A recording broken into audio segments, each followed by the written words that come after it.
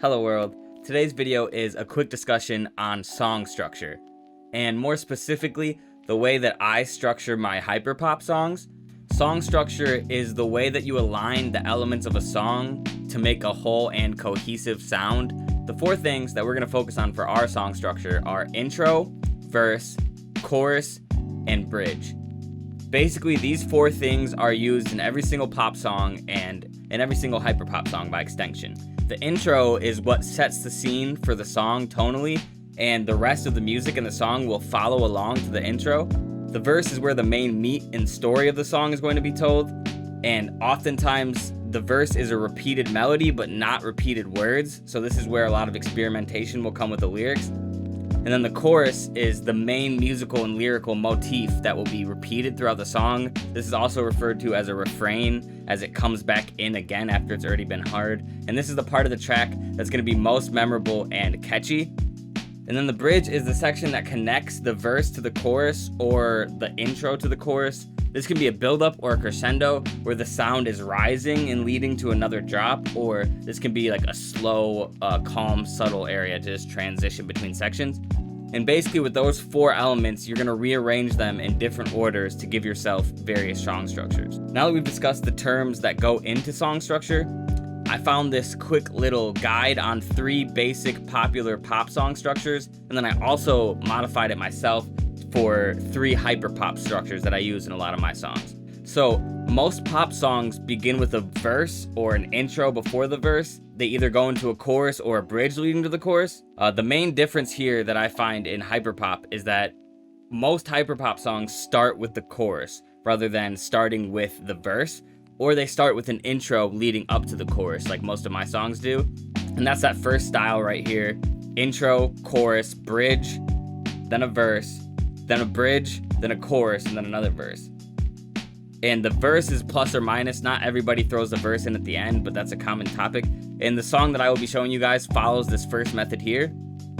The second method is to start with the chorus, and I see this commonly in hyperpop as well. They start with the chorus, then a verse, then a bridge leading to the chorus again, and they finish it off with the verse. Or conversely, something very similar with a different bridge positioning. Something that's not as common, but something that I still see in hyperpop a lot, is starting with the verse. And I feel like artists like Wikipedia and Sebi do this often. It's not the chorus, it's the verse before the chorus, or the beat immediately comes in with the verse. I'm not gonna go over the pop song structures. These are just the typical verse-chorus pattern that you find in most modern pop music, and nothing special. I'm gonna go ahead and play a beat of mine for you guys, and as it plays, I will leave at the top of the screen what section of the song you're in, and you should be able to follow along and see how I sectioned this song.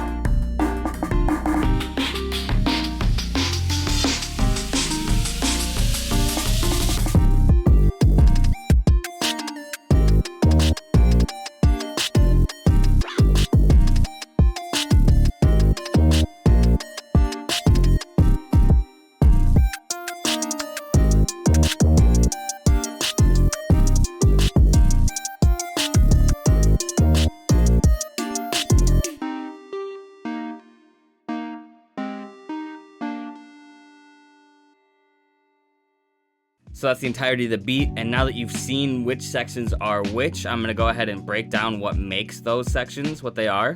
One of the important elements of an intro is stripping down your beat to its base elements. So I try to keep it to just the main melody and then slowly add in more as it progresses towards the chorus. It's kind of a key element. As for the chorus, I like to keep the first half of the chorus a little more bare than the second half. So the open hats aren't gonna be there, the hi-hats are gonna be a separate pattern that's less intense, the extra claps and perks aren't gonna be there, and then like some of the supporting melodies are gonna be missing as well, so that as the second half of the chorus comes in, it feels like it's building more and it's not just repeating the same refrain.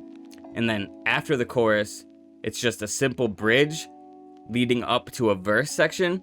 And the verses are done the same way, where the verse is missing a lot of the melody and percussion, as well as the open hats in the first half of the verse, and the second half, all of that comes back in and it's a lot more prominent. As far as sound design, I use separate 808s in the verses than I do in the choruses to differentiate the verse from the chorus, and I also use separate drum patterns that I feel are a little more soft and less subtle, but still add that punch that I love in hyperpop. Oftentimes when it comes to leading to the second chorus, I like to reuse an intro and alter it a bit so it sounds like the song's almost restarting in a way and not just transitioning. And I like to build up that intro a little more intensely than the one before it to give that second drop a little bit of a feeling of uniqueness compared to the first one. I also like to chop my choruses differently the second time around so that it doesn't feel like I'm repeating the exact same thing, and it gives it once again a feeling of a more unique and coherent chorus. The last thing I want to mention is an outro or a coda, which I forgot to mention previously. Most songs will have some sort of outro, though with the kind of chops that you find in hyperpop, it's not uncommon to just end the song abruptly. An outro is still something that I think makes this beat sound more cohesive and leaves the listener with a feeling like the song left them somewhere or like came to a conclusion. I hope this video helped with basic song structuring and with the structuring of your hyperpop songs. Thank you guys so much for listening. If you guys want any specific tips, tricks, or tutorials, let me know, and I'm more than happy to help. And with all that being said, thank you guys so much for watching. I love you, and I hope you guys have a good day.